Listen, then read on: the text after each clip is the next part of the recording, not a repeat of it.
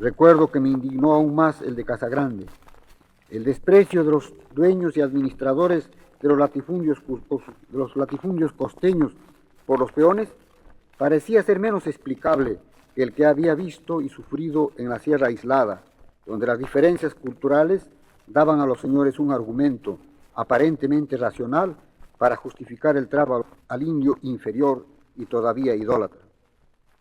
¿Qué se ha ganado desde entonces en el Perú? ¿Cuáles son ahora las perspectivas? Yo he visto transformarse al país.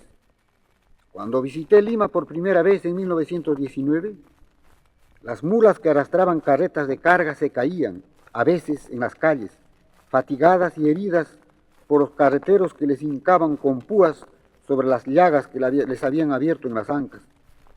Un serrano era inmediatamente reconocido y mirado con curiosidad o desdén.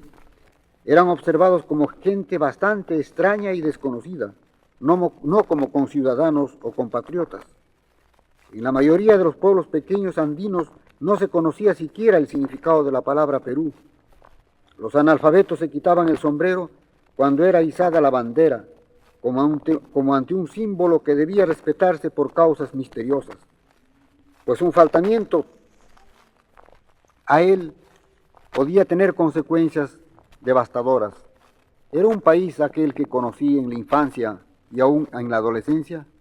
Sí lo era, y tan cautivante como el actual. No era una nación. El Consejo Nacional de la Cultura de Santiago de Chile organizó el año pasado una reunión de escritores y artistas para considerar el problema de la integración de América Latina.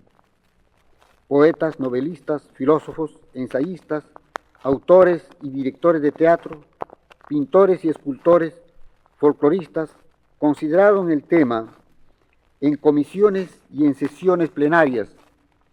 El Congreso se celebró en el tranquilo puerto de Arica. Se habló de la diversidad y de la unidad de América Latina. Se habló con franqueza. Había en el Congreso gente de todas las tendencias políticas y de las diferentes corrientes artísticas. Se dijo que la América Latina está fuertemente dividida, que hay odios entre unos y otros países. Un escritor llegó a decir que estos odios constituían una vergüenza, porque se aprovechaban de él las naciones poderosas que se benefician con el detenimiento y la miseria de los países no industrializados. Esas naciones prefieren una América Latina dividida en la entraña de cada país, internacionalmente enfrentada por pretextos superficiales que los agentes de las grandes potencias magnifican, agitan, hasta enturbiar la mente de la mayoría de la gente que es analfabeta, por lo mismo que habita en territorios que el hombre no ha dominado en la medida que las grandes naciones técnicamente modernas. ¿Por qué se presenta dividida la América Latina?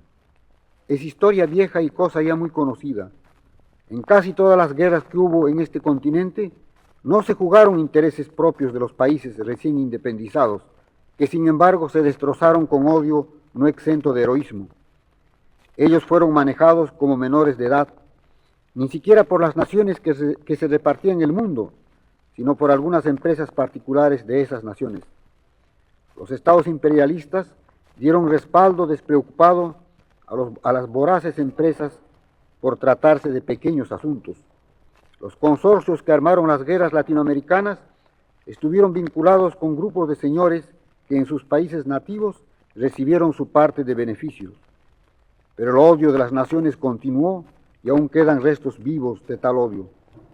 En Arica se habló de estos temas y de otros menos o más trascendentales, de nuestro origen común, de nuestra lengua de tronco común, de cómo las pervivencias de lo indígena constituyen ahora un foco de identificación, no de dispersión y de menor valer, de cómo igualmente los países latinoamericanos menos diferenciados de Europa fueron orientadores de los otros.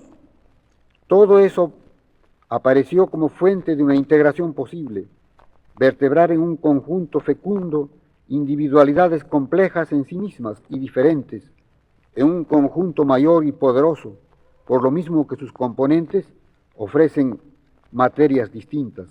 No se integra lo ya articulado o uniforme. Pero no fueron las razones culturales geográficas e históricas, las que aparecieron como las que aparecieron como los agentes principales que impulsarían la posible integración.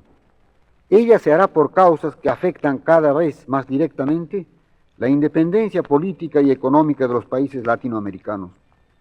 Es posible que no hayan guerras nunca más, pero seguirán existiendo, no sabemos hasta cuándo, unas naciones o conjuntos de naciones más fuertes que otras, y ellas tratarán de imponer tipos de ocupación y tipos de vida a las naciones o conjuntos de naciones más débiles.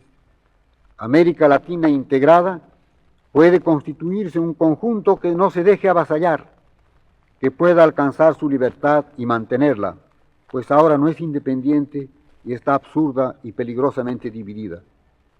Y en una América Latina integrada, por intereses económicos más aún que políticos, el ámbito para las artes, para todos los géneros de la creación humana, será mucho más vasto, original y auténtico. El ámbito todo, las fuentes de la creación y todo lo creado. Chaynam hatun yachkan llaqtanchik. Allinta wiñaykuptinqa manan imapas pipas harkayta atinqachu. Wiñaq llaqtaqa mana harkana.